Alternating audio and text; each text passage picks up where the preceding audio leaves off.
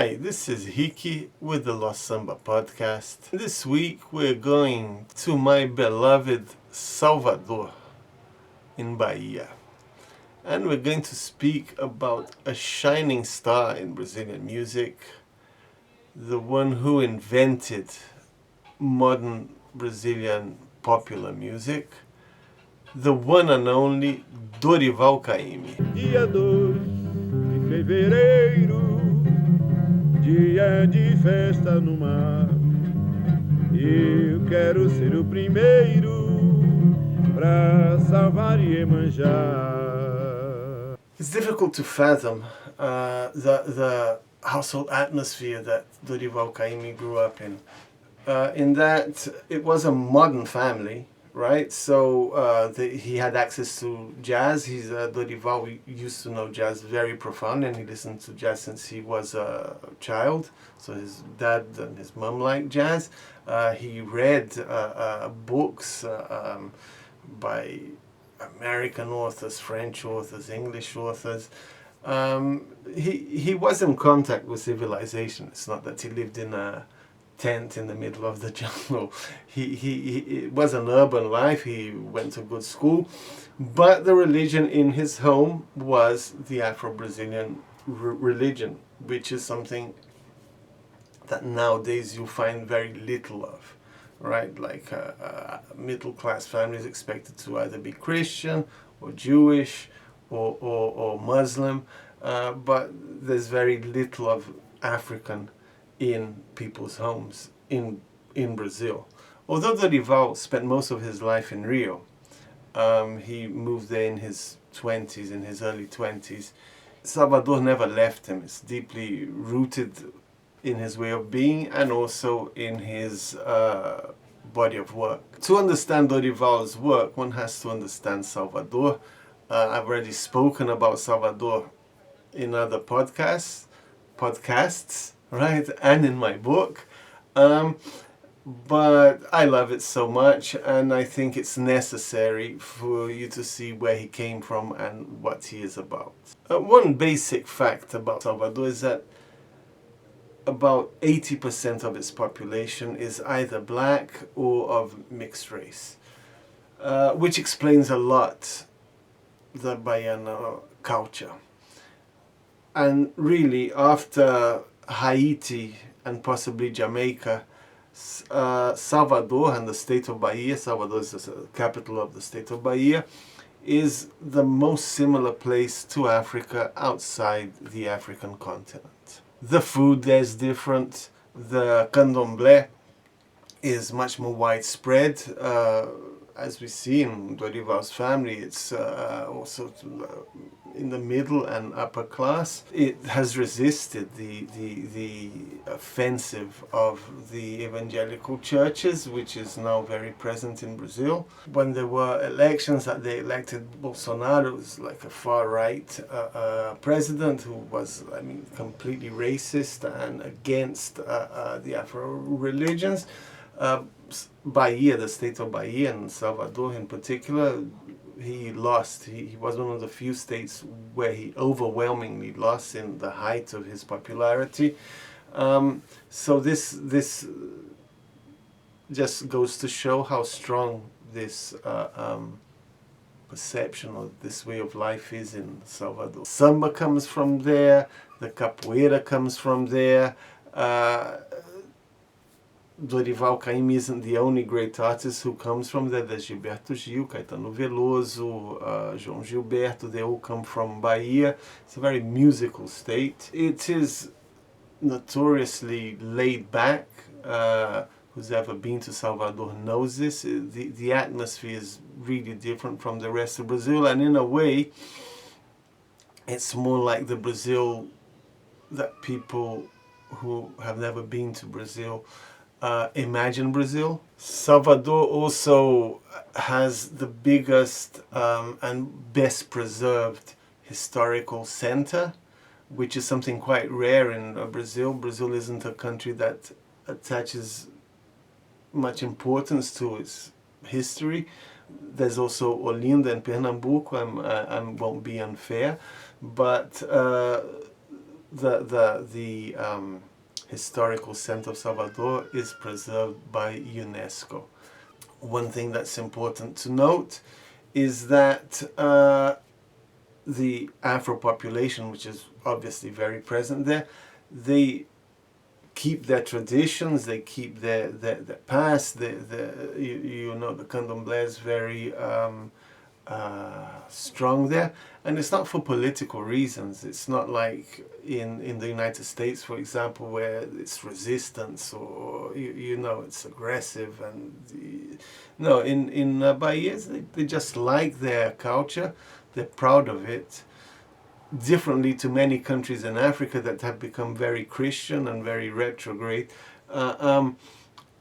The culture in Salvador is very open, it's very permissive in terms of minorities, gay minorities included in this. Another important fact to understand Salvador is that it was the first capital of Brazil, so it's older civilization there, you know, big town, urban conviviality is prior to most other towns, and I would have to look up if it's the same in Olinda, but certainly it's older than Rio and then São Paulo. It never, as in Rio, received the Portuguese court, which came to Brazil running away from Napoleon, and it stayed there for, I don't know, 50 years or something.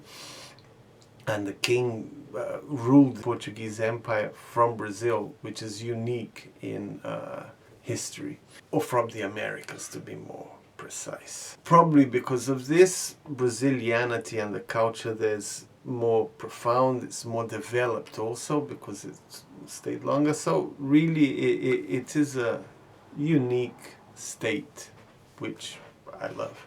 If it is like this now, you can imagine 100 years ago when Dorival Caymmi was born, and that towns were more isolated. You didn't have the internet, the telephones was something like futuristic. There were newspapers, but you know, communication and stuff was much slower between towns, and they had their own culture. So the local culture was much stronger than it is nowadays. Like every town was very different to each other. So Dorival grew up in this environment. Candomblé, which the sessions are very rhythmic, right? People dance, they sing, they chant, they incorporate what they call saints. So the priests there, they become someone else in people's eyes, at least, and they predict the future. They help people and everything. So he had this on one side, and as I said, culture, Western culture on the other side. Dorival was not alone in this love for Bahian culture. In his generation, there were big names who were involved in this. International names. So one was the Argentinian painter Caribe, who he moved to Salvador, fell in love with it, and spent his life portraying this Afro-Bahian culture. Very beautiful paintings, very distinct style, and one of the biggest Brazilian painters. And also one of the biggest photographers of his generation, Pierre Verger, a French photographer, who also went to Salvador, fell in love with it, and spent his whole life taking pictures of that lifestyle or of that culture. And he went beyond that. He was so fascinated by it that he went on to study and research the origins of that culture, and he went as far as to go to Africa, where he also photographed and documented the tribes, if you will, or the cultures that originated the Bahian culture. Finally, there's also Jorge Amado, his lifelong friend, Jorge Amado wrote about the same things, and he was arguably the biggest Brazilian author of all times. There are other authors, but I think Jorge Amado is the one who reached most international recognition. As these three big names, Dorival Caymmi portrayed the Afro-Bahian culture almost as a reporter. He wasn't really part of it, right? He was like a link between the modern world and the old or ancient Afro-Bahian culture, or the unique Afro-Bahian culture. It's not ancient because it was done in Brazil, but it's based on something very ancient, much older than Brazil. In the strict sense, he wasn't. He did go to Candomblé, but he was a famous artist. He was seen locally as someone who talked about their culture. The same as Jorge Amado, the same as Pierre Verger, and the same as Caribe. But for the rest of Brazil, he was seen as a Baiano talking about exotic stuff, because Bahia was very different.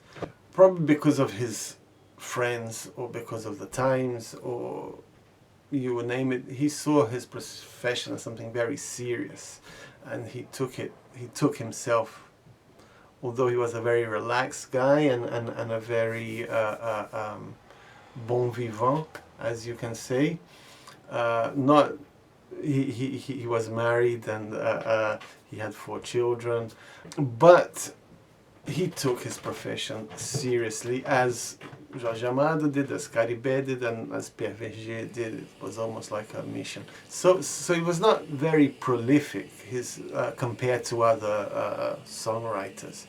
But all of his songs, or almost all of his songs, are classics. The amount of classics that everyone knows in Brazil that he wrote and that were re-recorded by artists is immense. He's almost like part of the Brazilian folklore. He was self-taught, right? In music writing, he started very early, but it was all on his own. He taught himself how to play guitar. His style is unique. It's not very involved in terms of chords and of harmony, but the rhythm is only he did it. And it was very good, very difficult to play. And he also had a superb voice. Different to what came after him.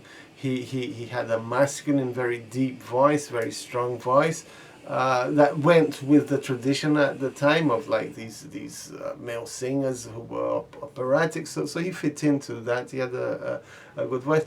But the junction of the three, writing songs, presenting himself publicly, and playing the guitar, that was a template to what came after him in the bossa nova, in the tropicalia, and after the tropicalia. It's impossible not to mention Carmen Miranda when talking about Dorival Caymmi. E quando eu penso na Bahia, nem sei que dor que me dá, ui, me dá, ioiô. E se eu pudesse qualquer dia, eu ia de novo pra lá. Eu vou, você vai, ioiô. She was huge in America. No Brazilian artist was as huge as Carmen Miranda outside Brazil. She was like, for a few years, she was like the Madonna of the United States. Recording studios and cinemas, so they make millions with her. Everybody wanted to see her film. Everybody wanted to be her. Her clothing, the way she dressed became a fashion. The way she was, her spirit became like people wanted to imitate her. The song that made her famous in Brazil was "What Does a Baiana Woman Have?" O que a Baiana tem? And it was shown in a film. And the song, of course, was written by Dorival Caymmi. O que a Baiana tem?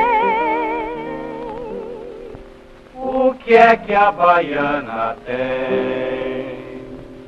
Tem torso de seda, tem brinco de ouro tem, corrente de ouro tem, tem pano da costa tem, tem pata rendada tem, pulseira de ouro tem, tem saia engomada tem, tem sandália enfeitada tem, e tem graça como ninguém. O que é que a baiana tem? O que é que a baiana tem? Como ela requebra bem. O que é que a baiana tem? O que é que a baiana tem? They were presented to each other. He had just written the song and she wanted like a regional song to sing, and she heard it, and the next day she was already recording it. She loved it so much and she identified with it, and the name of the film is Banana da Terra. The banana, it's a kind of a banana that grows in Brazil, and it caught the eye of American producers, of local producers too, but at the time that it was released, the United States wanted to bring Brazil to their side in the World War, so there was what was called the politics of good neighborhood. So they chose Carmen Miranda to represent Brazil in the United States. So this success was also with the help of the State Department. But regardless, she was a huge success. The song speaks about these baianas, the typical female figures in Bahia, that you see them everywhere in the streets selling food, like snacks. They have a little stand and they sell snacks everywhere. And you also see them in the terreiros, which are the centers for Candomblé, for Umbanda, for the Afro-Brazilian religion, and they dress very typically, and this song is about them, o que a baiana tem.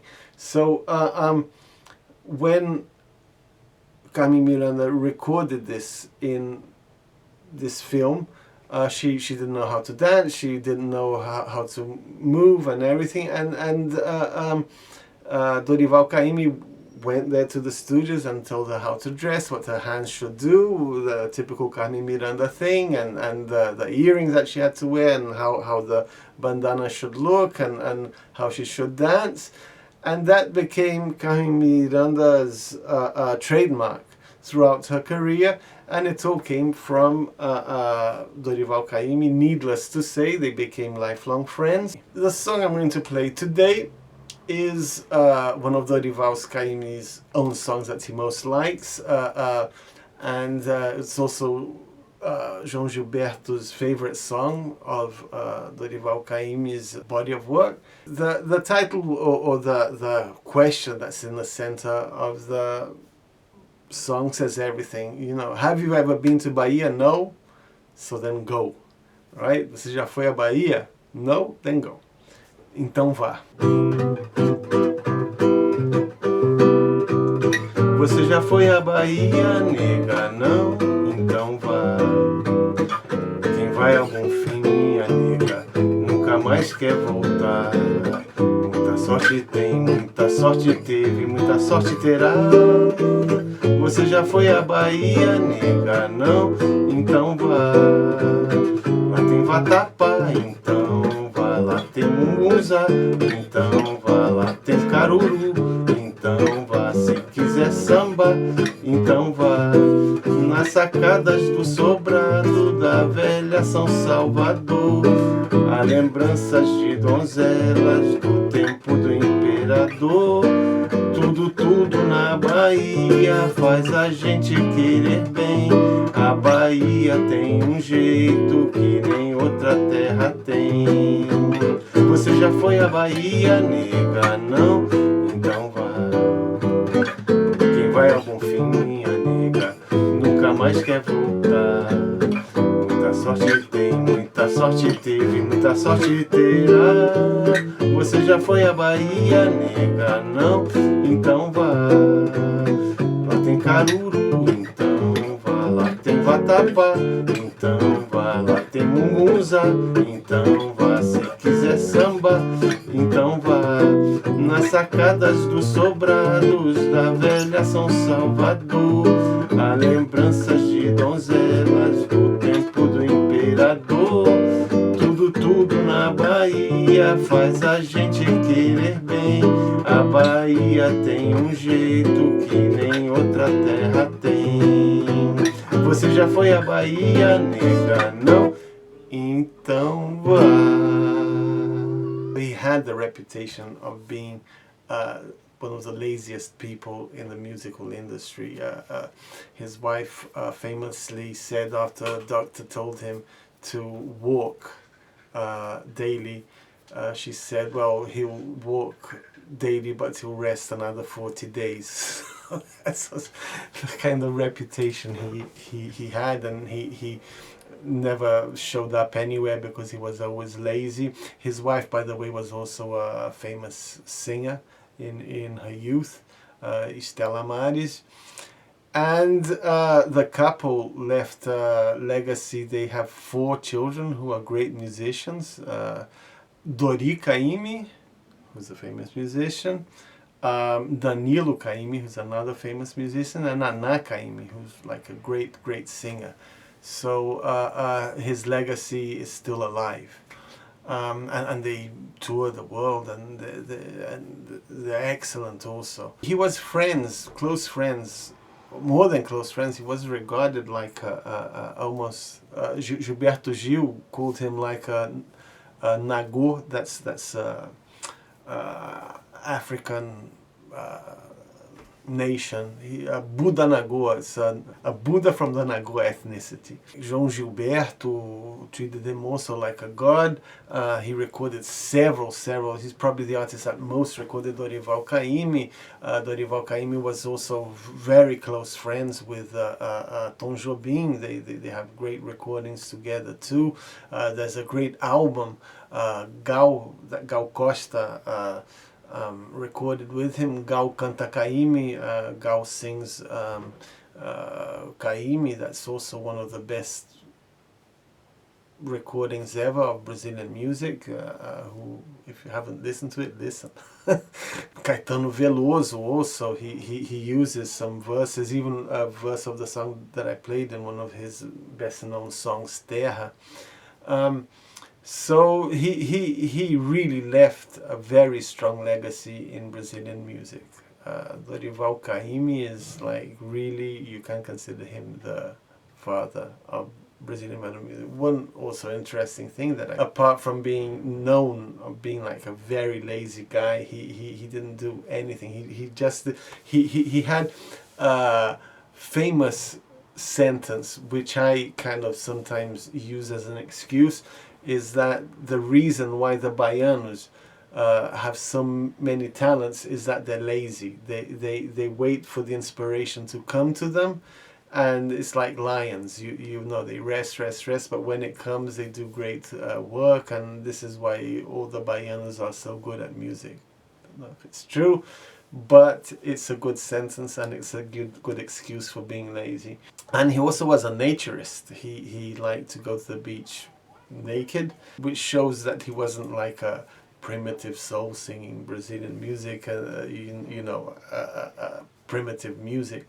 No, he was a very modern, forward-thinking guy, lazy, successful, internationally successful, and a great musician.